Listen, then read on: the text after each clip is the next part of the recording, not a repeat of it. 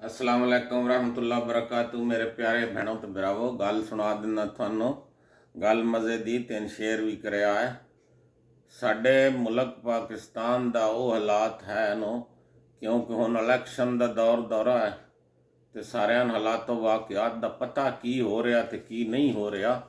ਇਹਦੇ 'ਚ ਇਹ सब तो वड्डी गल ये कि कोई भी हुकूमत दे विच कोई भी पोजीशन दे विच बंदा होवे ते ਉਹ ਇਹ ਆਖਦਾ ਜਦੋਂ वोट मंगण आवे ना ਤੇ ਅੱਗੇ भुल हो गई ਤੇ ਹੁਣ ਅਸੀਂ ਤੁਹਾਡੇ ਕੰਮ ਸਾਰੇ ਕਰਸਾਂ।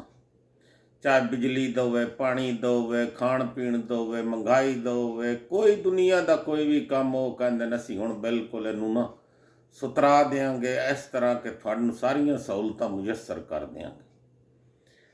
तो वो इंज गल है कि एक नशईया चरसी ते उस अतिया अखां कीतियां किसे नूं ते डॉक्टर पुछया ये तो जे अतिया अखां कीतियां नूं ते तू कोई कमेंट पास करना चाहता या कोई गल करना चाहता तो वो कर दस मैनू, क्योंकि तू बड़ा सवाब कमाया।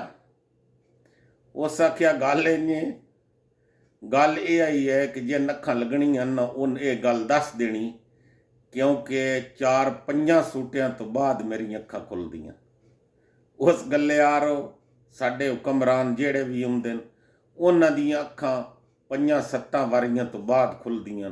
तो मेहरबानी करो इन्हां दियां जिस वेले अखी खुल वैन उस वेले इन्हां नूं वोट दिव्या। तो वोट तुहाडा ज़मीर दा जिन मर्जी दिओ तो फैसला तुहाडे हत्थ है।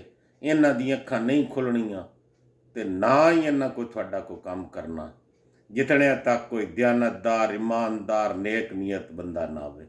ये गल दसनी है। अल्लाह ताला तुहानूं खुश रखे, हमेशा फुल्लां दी तरह मुस्करांदे रहो। तीन शेयर भी कराया मेहरबानी करके। अल्लाह हाफिज़।